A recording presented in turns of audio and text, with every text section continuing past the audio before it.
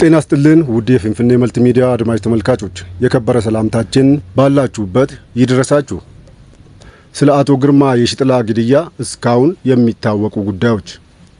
የብልጽግና ፓርቲ ስራ አስፈጻሚ አባልና የአማራ ክልል ብልጽግና ፓርቲ ቅርንጫፍ ጽሕፈት ቤት ኃላፊ አቶ ግርማ የሺጥላ ሐሙስ ሚያዝያ 19 ቀን በተፈጸመባቸው ጥቃት መገደላቸው ተገልጿል።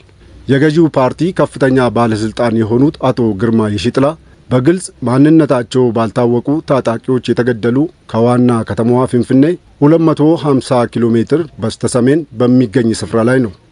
የዚህን ከፍተኛ የገዢ ፓርቲ አባል ግድያን በተመለከተ እስካሁን የሚታወቁት ምንድናቸው? ግድያው የት ተፈጸመ? የገዢው ብልጽግና ፓርቲ ስራ አስፈጻሚ አባልና በምክትል ርዕሰ መስተዳደር ማዕረግ የብልጽግና ፓርቲ የአማራ ቅርንጫፍ ጽሕፈት ቤት ኃላፊና ከፍተኛ አመራር የሆኑት አቶ ግርማ የሺጥላ የተገደሉት በአማራ ክልል ሰሜን ሸዋ ዞን ውስጥ ነው። ከቀናት በፊት በዞኑ ዋና ከተማ ደብረ ብርሃን ውስጥ የተለያዩ የልማትና የመሰረተ ልማት ስራዎችን ሲጎበኙ የነበሩ አቶ ግርማ በዚያው ዞን ውስጥ ወደሚገኘው የትውልድ ቦታቸው መሃል ሜዳ ተጉዘው ሲመለሱ ለህልፈት የዳረጋቸው ጥቃት እንደተፈጸመባቸውም ተገልጿል።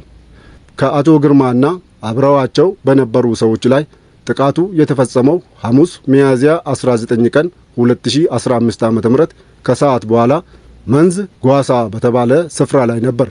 የአማራ ክልል ባወጣው መግለጫ ላይ እንዳመለከተው ጥቃቱ የብልጽግና ፓርቲ ስራ አስፈጻሚ አባልና የአማራ ክልል ቅርንጫፍ ጽሕፈት ቤት ኃላፊው በአቶ ግርማ የሺጥላ በግል ጠባቂዎቻቸውና በቤተሰቦቻቸው ላይ መፈጸሙን አመልክቷል። ከአካባቢው ነዋሪዎች በተገኘው መረጃ መሰረት ጥቃቱ ከተፈጸመ በኋላ የተጎዱ ሰዎችን ሕይወት ለማትረፍ በሄሊኮፕተር ተወስደዋል።